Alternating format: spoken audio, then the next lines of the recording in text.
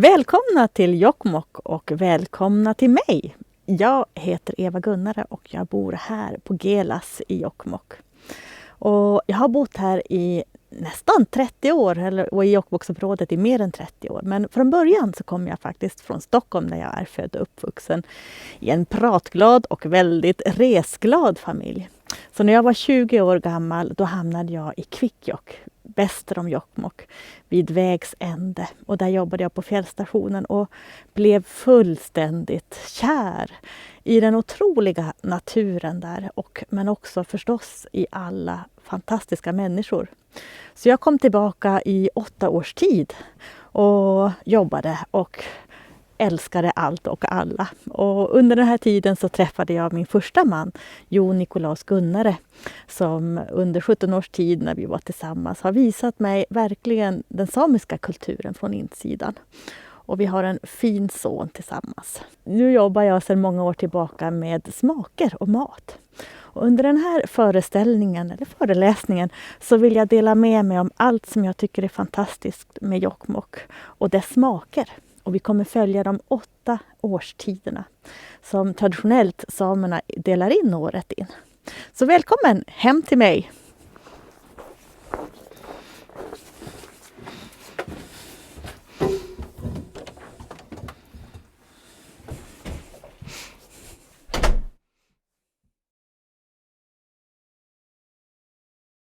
Ja, då har vi kommit ut till min altan.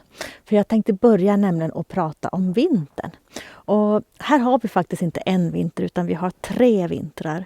Och den är lång men de är alla olika och alla fantastiska. Så mitt år börjar här med höstvintern.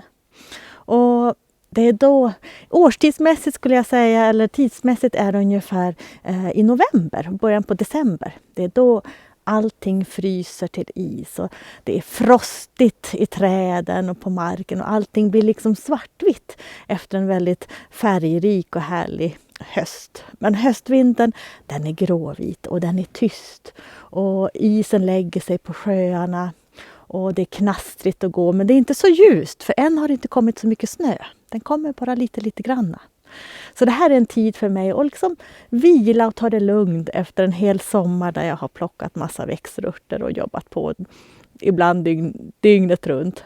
Och smaken för mig under höstvintern, det är en skogssmak. För både människor och djur har tyckt om att dra sig ner till skogen under vintern. Det är här man hittar skydd från stormar och vindar. Här hittar man fisk i sjöarna och man hittar eld eller ved och göra brasor med. Och det finns även djur. Vi håller oss i skogen helt enkelt. Och ett annat namn för Jokkmokk, det är Dalvatis, som också är namnet på sjön här i Jokkmokk. Och det betyder ordagrant vinterboplats. Dalv i vinter. Och vinterboplats är alltså Dalvatis. Så att här är vi i Jokkmokk, precis inne i den stora skogen vid Luleälven. Och jag tänkte ge er en smak utav tall. Och med er hoppas att ni har skaffat smaklådor. Och i både den stora och den lilla lådan så har jag skickat med barkbröd. Och det är en väldigt speciell och god smak. Och jag serverar den gärna med lite enbärssmör. Förberett inomhus för nu är det mer än 25 grader kallt här ute så det är lite svårt att bre. Men enbärssmöret får fram den här skogsmaken. Så jag hoppas att ni har hemma förberett lite enbärssmör så tar vi smaka på den här helt enkelt.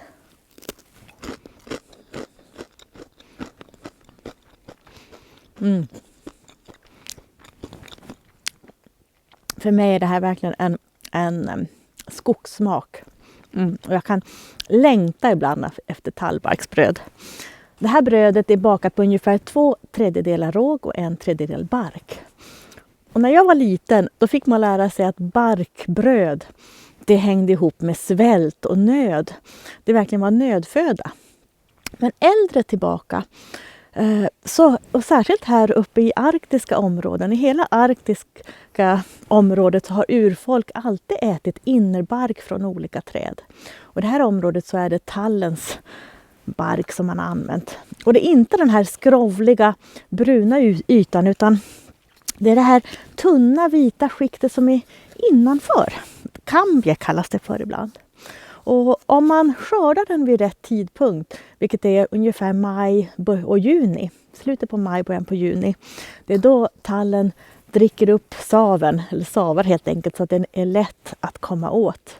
Då innehåller den otroligt mycket mineraler, vitaminer och näringsämnen och även stärkelse. Men tar man den i nödtid, mitt i vintern eller på början på våren, då är det bara bukfylla.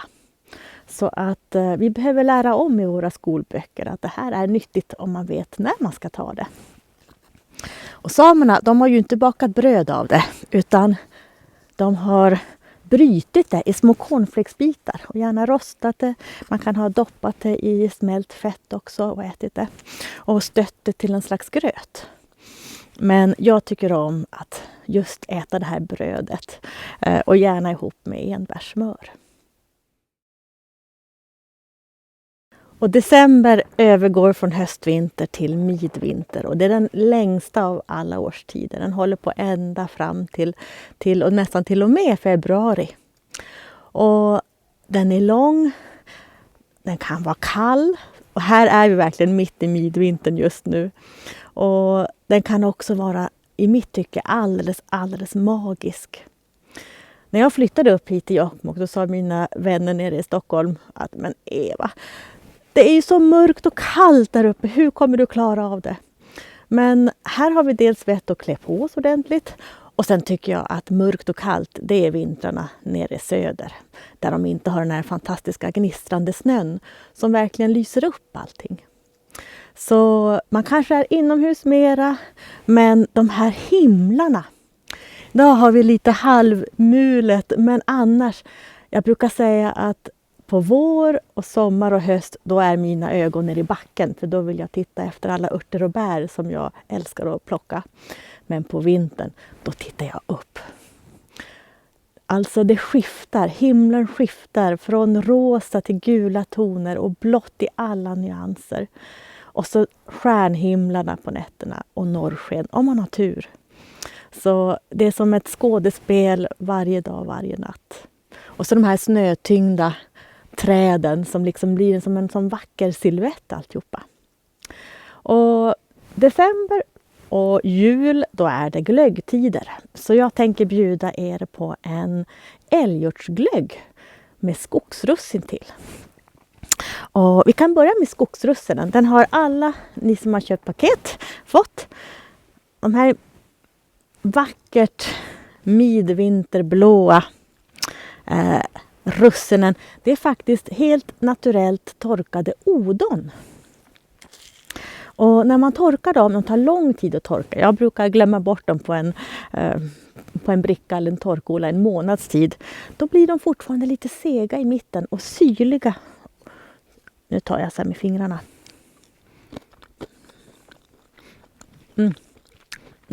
Alldeles egen smak av skog, lite myr och lite syra. Och jag tycker de är otroligt goda. Hoppas att ni också tycker det. De här har jag gärna i kakor också. Istället för russin helt enkelt. Och är väldigt god ihop med choklad.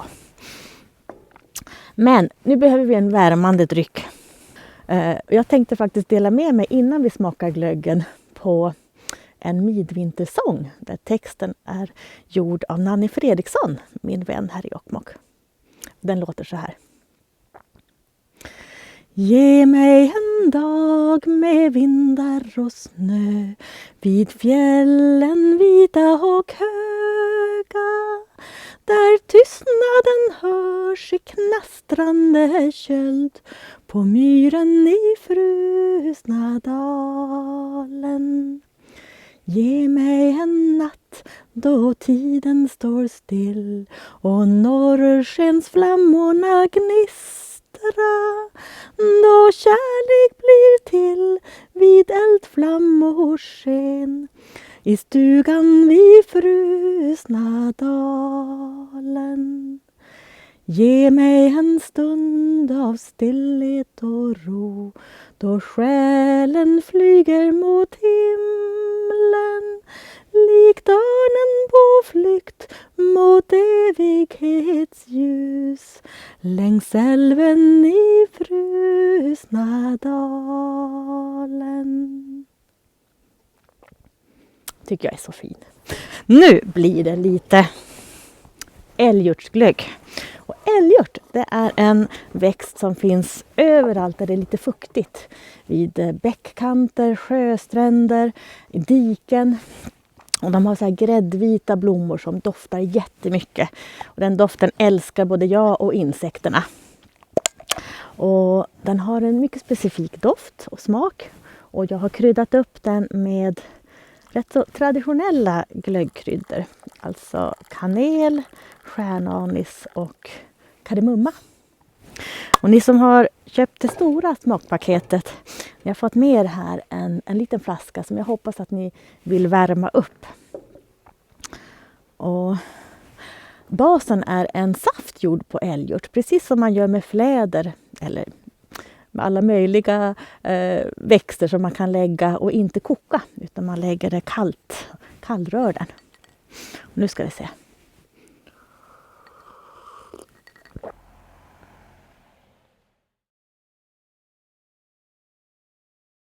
Nu har vi dragit oss inomhus till mitt arbetsrum. Här förvarar jag alla mina örter och bär och frysar och kylar och lite av de produkter jag gör. Och vårvintern, det är den sista av de 3 vinterårstiderna. Och det är kanske den som folk tycker är mest ljuvlig av dem alla. Det är ju mars, april som vårvintern är. Och många brukar dra ihop det till ett ord och säga mars-april. Kom till Jokkmokk i mars-april, då är det som härligast. Och det är lätt att vara ute. För solen värmer, står högre och högre på himlen, värmer på dagarna, men det är kallt på nätterna. Så det är ljuvlig skarsnö som det är lätt att åka skidor på. Eller om man vill ta sig en spark runt samhället. Och jag tycker om att åka skoter ibland eller pimpla på någon sjö. Och bäst av allt är kanske att ligga på ett renskinn och bara njuta. Nu måste man också ta på sig solglasögonen för att det är skarpt med den skarpa snön som glittrar i all den vita snön. Och den allra första saken som jag brukar att ta hand om från naturens skafferi, det är björksav, och det är i slutet på april här uppe som jag tappar det. Smakar inte så mycket, men det är så nyttig och kan faktiskt bota eller i alla fall lindra pollenallergi. Och mer om det kan man läsa eller lära sig mer om i min online-kurs som jag erbjuder om ätbara växter. Men till er har jag faktiskt tänkt en annan smak, för det är svårt att förpacka och konservera björksav så att den håller och smakar gott. Så jag har tänkt att ni ska få ta del av någon annan vårvintersmak i mitt tycke, och det är björkvatten. Och det är de allra första små musöronen som jag har skickat med i era smaklådor. De väldigt små, ser precis ut som små musöron. Och det här är de som precis har spruckit fram ur björkarna. Och de är fulla av både doft och smak och bra ämnen. Bland annat innehåller de första björklöven mycket saponiner som är ett tvålämne. Så att de björklöv som ni har med er kan man använda lite grann som en detox. Jag tror man behöver mer björklöv. Men gör som jag nu. Nu ska jag plocka fram min lilla bricka.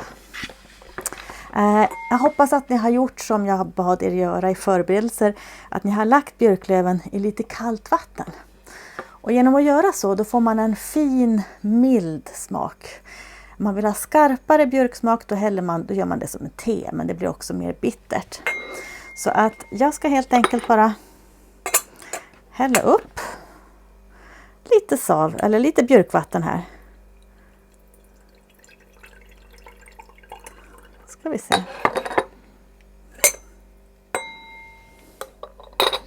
Och tänka tillbaka till härliga stunder på vårvintern uppe till fjälls, dit renarna också vill ta sig för sina kalvningsland.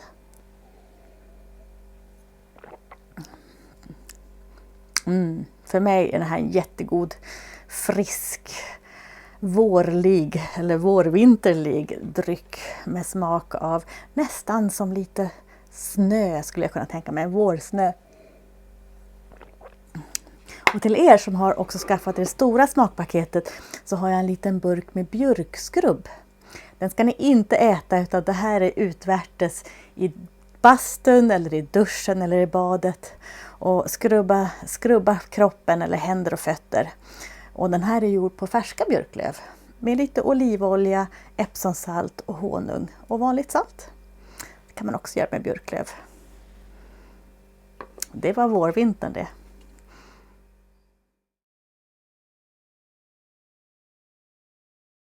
Och vårvintern övergår till julig vår i maj och tranor och sångsvanor, deras trumpetande fyller ljudet och särskilt tidiga morgnar. Och i maj då är också ljuset så pass, det har varit nästan en veckas mer solljus eller dagsljus varje vecka. Och så här i maj så är det nästan så att det inte är mörkt alls på nätterna överhuvudtaget.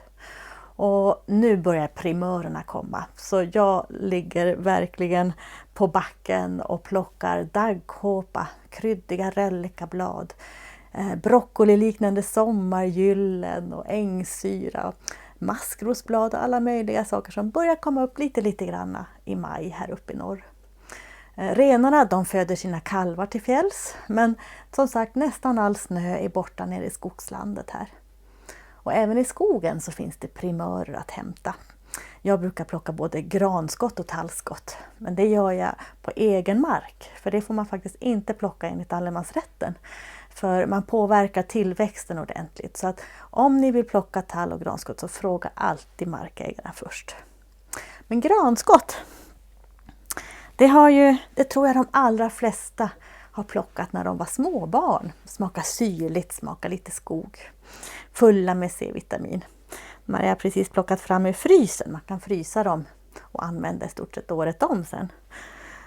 Men jag fick också höra när jag kom upp hit till Jokkmokk att man kan plocka tallskott. De är ju så goda. Men om man tittar på tallskott så ser de ut som bruna fingrar.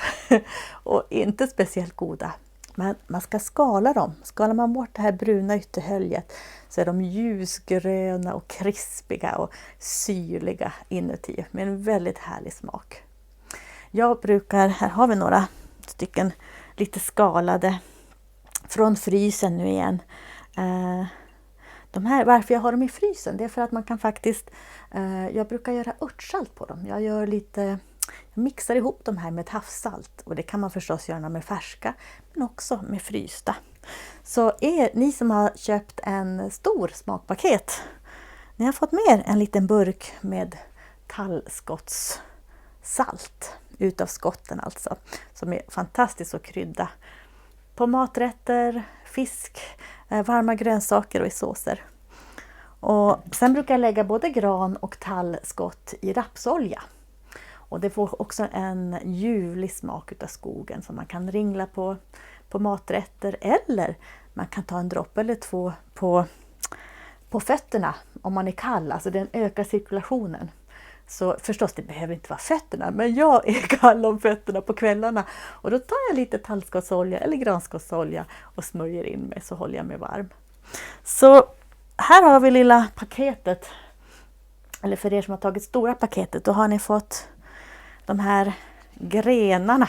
Det här är bröd som jag har bakat utav dinkel och grahamsmjöl. Och smaksatt med torkade musöron, de här björklöven som vi smakade på sist. Och de tänkte jag att ni ska dippa i en sån här dippsås som är gjord på crème fraîche. En skvätt utav den här oljan, tallskottsoljan som ni har fått med, och en nypa salt. Det är mitt bästa partysnacks istället för chips och köpestipp. Så varsågod och prova. Så här, helt enkelt.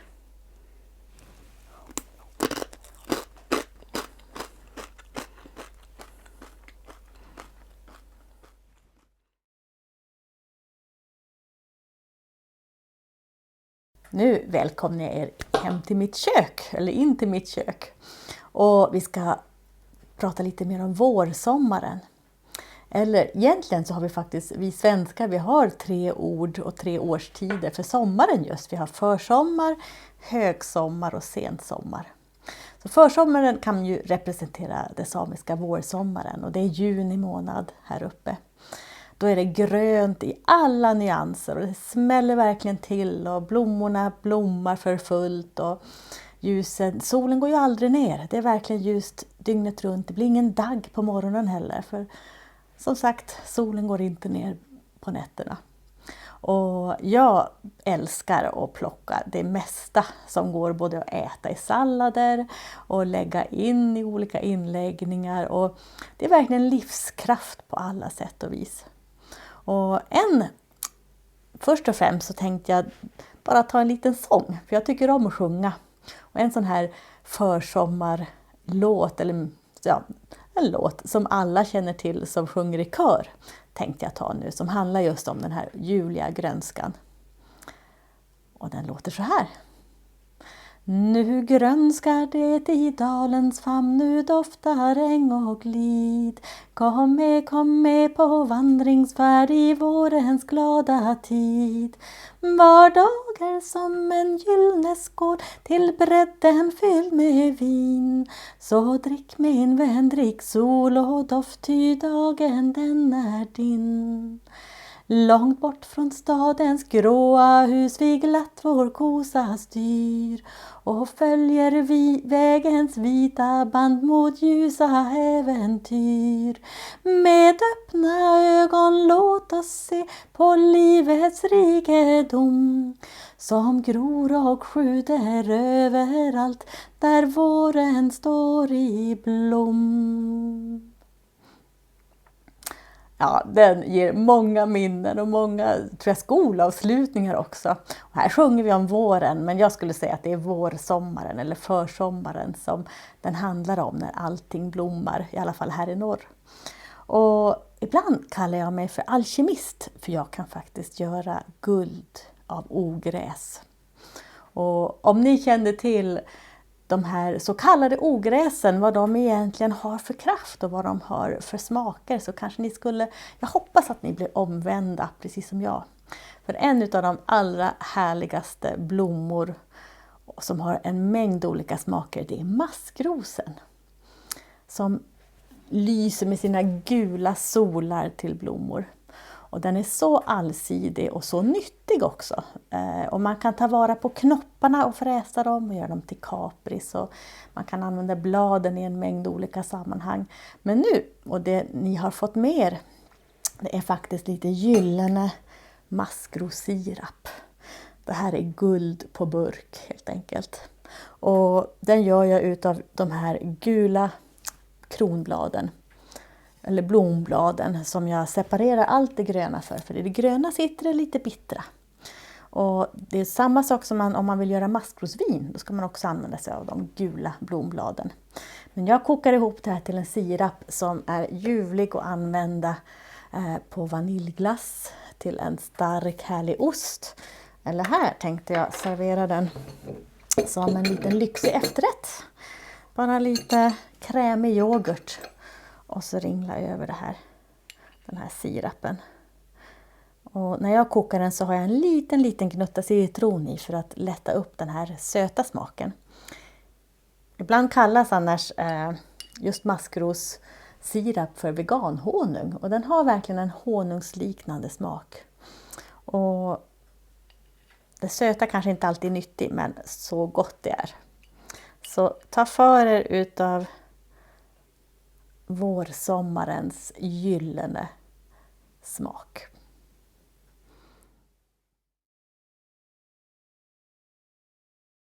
Då är vi äntligen inne i högsommaren, midsommaren, juli månad. När allting är som varmast och ljusast och kanske den här månaden som jag tror alla tycker mest om av allt. Även myggen. Det kan vara ett litet problem. De kommer redan när jag börjar plocka lite granskott tidigare på försommaren. Men det måste ibland finnas en orm i paradiset. Och myggen tycker i alla fall fåglarna om. så är det med det. Men precis som renarna vill dra sig undan myggen och dra sig upp till fjälls, så gör jag likadant i juli månad. Då vill jag hålla mig uppe till fjälls i evighetens landskap. Det är någonting väldigt, väldigt ursprungligt, fantastiskt. Alltså någonting man tankar energi. Och mitt paradis heter Stalulukta. Ligger i hjärtat av Padjelanta nationalpark som är en del av Laponia världsarv. Och det är ungefär 6-7 mil till närmsta väg. Så hit måste man vandra några dagar eller ta sig med helikopter. Och det finns en fantastisk vandringsled som går just mellan Kvikkjokk och Ritsem. Där också helikoptern går. Men Padjelanta-leden, om ni tycker om att fjällvandra så missa inte den. För den är helt gudomlig. I alla fall i mitt tycke. Men jag pratar för många människor, tror jag. Och Stalulukta, den ligger vid sjön, den stora fjällsjön Virjaure. Som ibland brukar sägas vara en av Sveriges vackraste fjällsjöar. Och jag håller givetvis med. Och här har man ingen klocka, man har ingen telefon, varken mobiltelefoner eller el eller till och med radio når inte fram till Stalulukta, utan här är man. Här tar man vatten ur kallkällan, man går och fikar hos grannen, man är ute och fiskar, man sover när man är trött och man äter när man är hungrig. Och den här ljusa, fantastiska platsen ska vi fira med lite champagne. Alkoholfri sådan. Och till er med det stora smakpaketet så ska ni ta fram den juliga rosa rallarrossaften. Och den har jag helt enkelt blandat med lite bubbelvatten här. Ska vi se. Så får jag fram en liten rosa champagne, eller hur? Och smaken då? Vi ska se.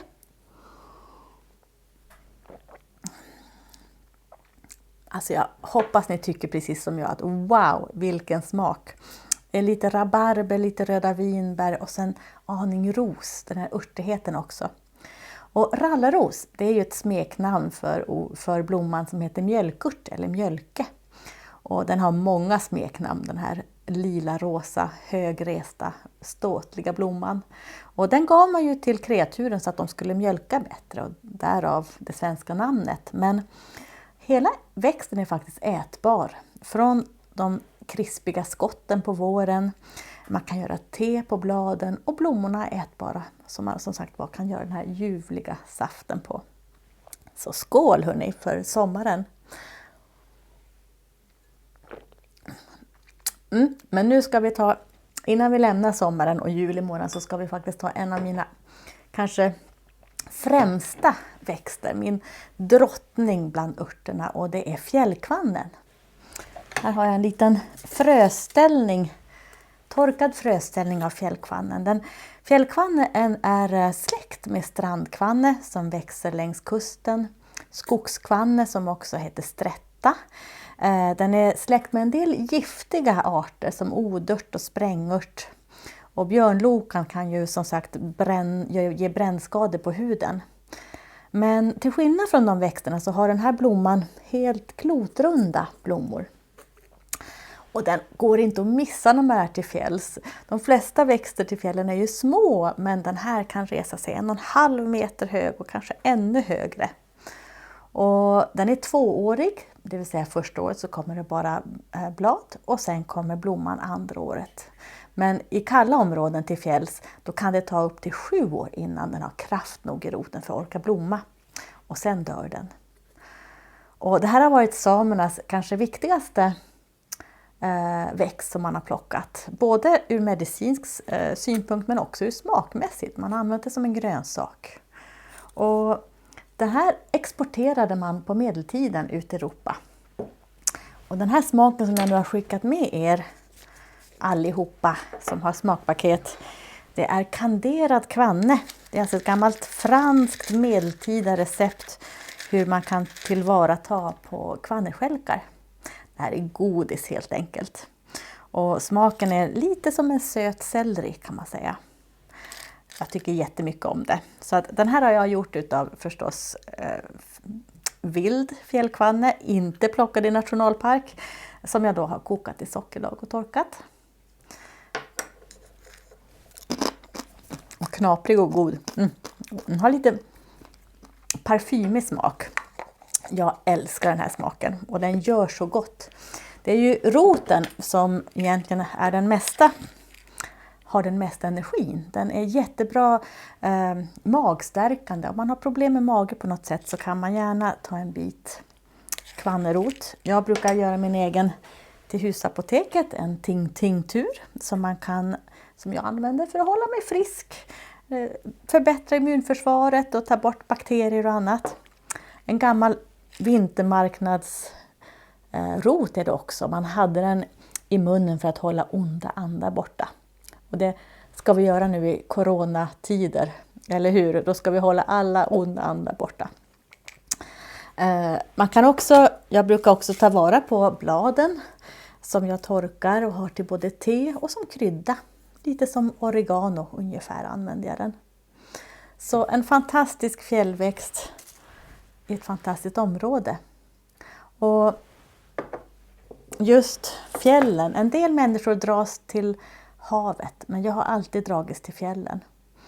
Och har ni inte varit där så kom upp till fjällen. Ni kommer att bli betagna. Kommer ni i juli, då har ni ljuset, ni har kalvmärkningar mitt i natten om ni har tur.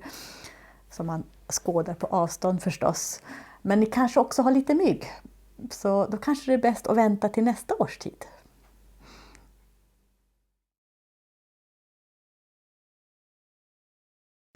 Ja, då är det dags för höstsommaren eller sensommar som vi kanske skulle säga. Och här uppe i norr är det augusti månad, kanske början på september också. Det är då alla bär och fröer ska hinna mogna. Så det är skördetider verkligen. Alltså, växterna här i norr, de har det rätt kämpigt. De har en kort period där de ska hinna gro, sätta blommor, bli till frön eller bär innan frosten och vintern kommer igen. Och det är lite roligt för att det måste ske så snabbt tillsammans med det faktum att det också är ljus dygnet runt. Det gör att forskarna nu vet att det är lite högre näringsämnen i alla våra växter här uppe. Och kanske också lite mer smak i vissa fall. Så jag brukar säga att allt som är norrut är bara bättre. I alla fall i mitt tycke. Jag har skickat med er 2 stycken bärremmar. Och det första bäret som mognar är hjortronen. Och ni har fått en liten gyllene, det brukar vara så här vacker, genomskinlig hjortronband. Och medan ni tar en bit av den här som får smälta i munnen så ska jag berätta lite mer om hur man gör såna här bärläder som det kallas för. Ja, först och främst måste jag berätta lite om hjortronet. Alltså det är ju guld och man kan få guldfeber. Man kan till och med villa bort sig när man är på en myr och tar nästa och nästa och nästa. Och så får man leta lite och sen när man tittar upp så har man ingen aning om var man har ställt bilen eller var den där skogsvägen gick som man kom till myren. Och det är knottigt och jäkligt och det är blött och det är rätt så tungt att gå i myran. Så att det är guld värda de här bären som man får. Och det är inte alltid det blir bär heller, för blommorna är väldigt känsliga. Om det skulle bli ett slagregn eller frost när blommorna blommar, då blir det inga bär. Så att det här ska ni njuta av. Till det här lädret har jag silat bort kärnorna. Och varför kallas det för bärläder eller fruktläder ibland? Jag har också fått en svart blåbärsrem. Och om jag vecklar ut, så här ser det ut innan jag klipper upp dem i remmar. Det är verkligen som en läderbit. Det är helt enkelt puré som jag har mosat eller mixat och sötat. Jag brukar använda lite ekologiskt socker. Man kan ta honung. Vill man ha det helt sockerfritt då kan man ta mogen banan eller torkade aprikoser som man blöter upp. Och här har jag en halvtorkad variant. Jag brukar använda mig av en sån här bakplåtspapper som går att använda flera gånger. Och den här purén som jag har mixat liksom häller jag ut så att den blir väldigt tunn, kanske 2-3 millimeter. Det får inte vara så tunt så att det liksom man ser igenom. Och sen lägger jag det i ugnen. Man kan ha en torkugn, man kan ha en vanlig ugn. På 40 max 50 grader. Och sen när det väl börjar att lossna lite i kanterna. Den här är nog lite för klibbig ännu. Så den här måste stå i ugnen några timmar till. Men då går det liksom att riva loss det här. Och då håller det hur länge som helst. Om man lägger det i en burk så att den inte torkar ut helt, så håller den i flera år egentligen. Men den är så god. Här har jag gjort samma sak med lingon. Lingonremmar som smakar som sura remmar som alla ungar älskar. Har ni mycket lingon så gör lite lingongodis av dem. Smaksätt gärna med honung. Och man kan göra det med alla frukter och bär som man har. Så ett litet mattips mitt i höst-sommaravsnittet här.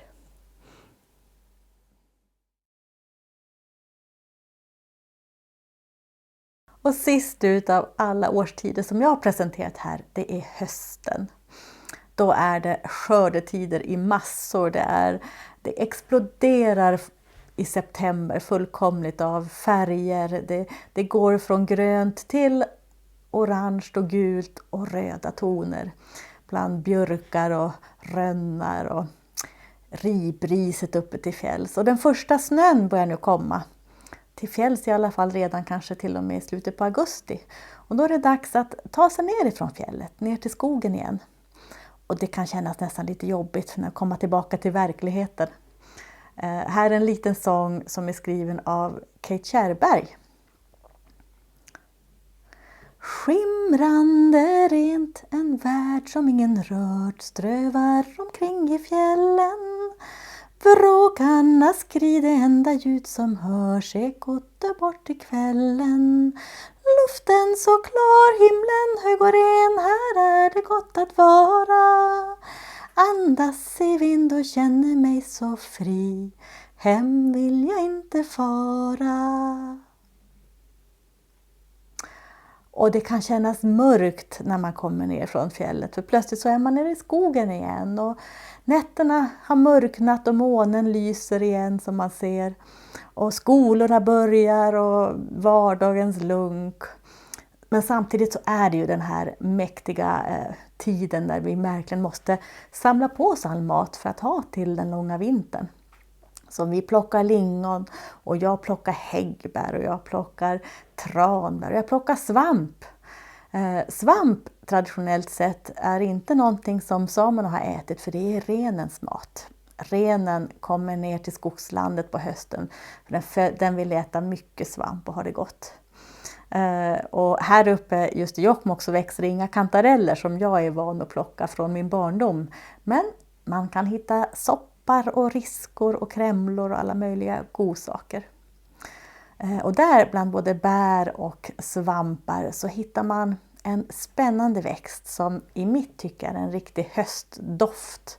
Och det är skvattram. I era smaklådor så har ni fått en liten påse med skvattramblad. Och de är verkligen barrliknande. Det är faktiskt en vild rhododendron som växer mycket i skogar och på myrar. Särskilt i östra Sverige har jag hört, men inte uppe till fjälls och inte så mycket på västkusten. Men den har en stark, härlig, mustig doft som för mig är liksom en höstdoft verkligen. Och den här skarpa doften, det är faktiskt ett gift som man ska vara lite försiktig med som heter ledol. Förr i tiden då kunde man köpa blomknopparna i apoteket, det hette Herpaledum, som skulle hjälpa mot allt från reumatism, alltså invärtes, till psoriasis heter det väl, eller andra hudsjukdomar utvärtes. Och idag rekommenderar man dem att använda mest utvärtes. Men alltså använder man den som en krydda. i små mängder så är det faktiskt ett afrodisiaka. Man blir lite glad på den. Alltså det är inte så stark drog, det ska jag inte säga. Men jag använder det som en god krydda, nästan som rosmarin. Och tittar man på skvattramen efter blomningen med de här stora vita blommorna, då ser det nästan ut som en rosmarinbuske som växer. Den här påsen tänkte jag att ni kan använda på lite olika sätt som ni behagar. Dels så kan man då finhacka de här bladen och till exempel göra en focaccia. Och istället för rosmarin så har ni det här. Man kan lägga några sådana här bladbarr i smöret när man steker viltkött. Man kan smaksätta såser och annat på det också i små mängder. Men skvattram kan också ta bort, eller den är bra mot ohyra. Även mygg kan man smörja sig in sig med. Så att om ni vill så kan ni lägga de här bland kläderna för att hålla lite oönskade kryp borta från garderoben. Eller bara dofta på ibland för att känna som sagt doften av höst. Och lite myr och lite skog. En spännande växt som man ska veta om att vara lite försiktig med. Och er som nu har köpt det stora smakpaketet, till er har jag en liten god bit som efterrätt. Man ska alltid avsluta med choklad. Och då är det faktiskt rönnbär som jag har plockat. Här är det bara vanliga torkade rönnbär som man kan hänga upp på en tråd så här och skapa vackra girlanger av. Rönnbär är ju rätt bittra och sura, men om man väntar tills det verkligen har frostat till sig i slutet på september och början på oktober, då är de milda och rätt söta.